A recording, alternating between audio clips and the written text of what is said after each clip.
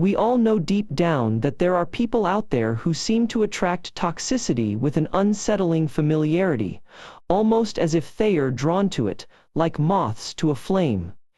The root of this disturbing pattern lies in a deeply ingrained human tendency known as toxic attraction, where vulnerability and desperation become twisted into subtle signals that scream "pick me" to the very people we should be fleeing from.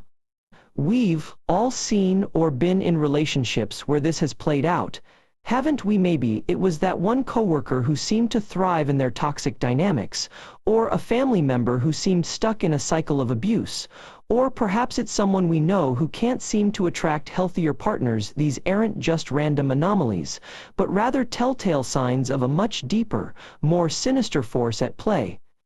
In this video, we're going to delve into the hidden patterns of toxic attraction and expose the darker power dynamics that lurk beneath the surface, forcing you to confront the uncomfortable truth about yourself and others that we rarely dare speak out loud. Here are 6 spoken sentences for the section. As we navigate the realm of vulnerability, it's crucial to recognize the fine line between true emotional exposure and calculated self-disclosure, where one's genuine feelings are manipulated for the gain of others.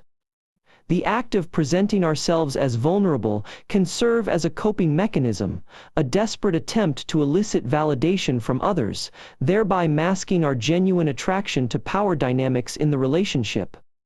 True attraction can manifest itself as an unspoken, unassuming bond that stems from mutual respect and trust, whereas, in manipulative relationships, the pursuit of validation and acceptance often wears a disguise of vulnerability. The masks we wear in the name of vulnerability can conceal deeper insecurities, such as the fear of intimacy, the need for control, and the constant struggle for validation, revealing ourselves, only to have our true selves obscured by desperate attempts at emotional manipulation. Desperation can masquerade as vulnerability, giving rise to a toxic cycle where we willingly surrender our agency and self-respect for the hope of connection, love, or acceptance, all in a misguided pursuit of an authentic bond that remains forever out of reach. In the absence of discernment, we can become entangled in a web of manipulation, where vulnerability is weaponized to control and exploit, often fueled by an insatiable ego that drives the perpetual pursuit of power and dominance in relationships. When we're driven by desperation, we're essentially trading our agency for a fleeting sense of validation, and that's a price no one should ever have to pay. The moment we become overly invested in the pursuit of intimacy, we unwittingly sacrifice our own autonomy, and that's precisely what manipulators prey upon. We're drawn to the people who validate our greatest fears, yet ironically, that validation also keeps us trapped in a cycle of self-perpetuating anxiety. The desperation for love and connection can be so overwhelming that it clouds our judgment, making us overlook red flags and even turn a blind eye to the destructive patterns we're perpetuating.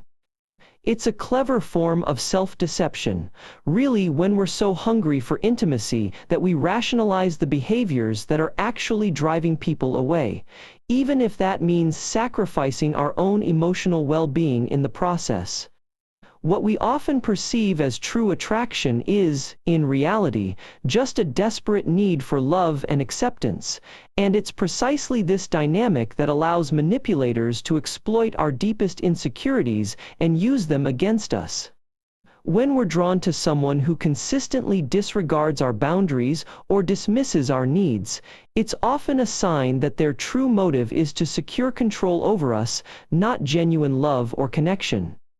A manipulator will often prey on our vulnerabilities, exploiting our deepest fears and insecurities to create a false sense of urgency that drives us into their orbit, and once we're hooked, they'll tighten the noose.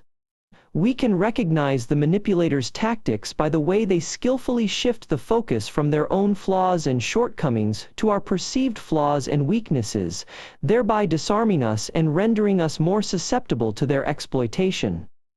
Underlying every manipulative behavior is a profound desperation for validation, a constant craving for the ego strokes that make them feel seen and worthy. But what they truly crave is not validation, but submission. One of the most potent tools a manipulator wields is fear, not the fear of physical harm, but the fear of abandonment, rejection, or being cast aside. They cultivate this fear in us, using it to lock us into a cycle of self-doubt and insecurity that serves only to further their control. We're so quick to justify the darker aspects of relationships because our deep-seated desire for validation is at stake. In reality, our vulnerabilities are being exploited by those who prey on our greatest insecurities. When we're desperate for love, it becomes eerily easy to overlook manipulative patterns and instead attribute our partner's behavior to their good intentions. But the truth is, our desperation can make us complicit in our own emotional abuse. We've always been taught to value empathy, yet in toxic relationships, we often witness the very opposite: a manipulation of emotions that stems from a profound insecurity within. Those who struggle with toxic attraction often possess an insatiable craving for validation, a craving that can lead us down a treacherous path of self-deception and eventual destruction. We must acknowledge that even our most well-intended emotions can become tainted by the fear of abandonment, leaving us in a perpetual state of vulnerability to emotional manipulation. When we settle for toxic attraction, we're often driven by a deep-seated desire for validation that stems from long-standing feelings of inadequacy and insecurity. The desperate need for love and connection is a mask that hides our true insecurities, but it's a clever disguise. It convinces us that we're worthy of love, when in reality, we're often settling for scraps. Vulnerability has become a dirty word in our culture. We've been taught that showing weakness is a sign of failure, but the truth is that it's through our vulnerabilities that we connect with others on a real level. The problem is that toxic relationships often prey on this vulnerability, preying on our weaknesses to feed their own insecurities and reinforce their own power dynamics.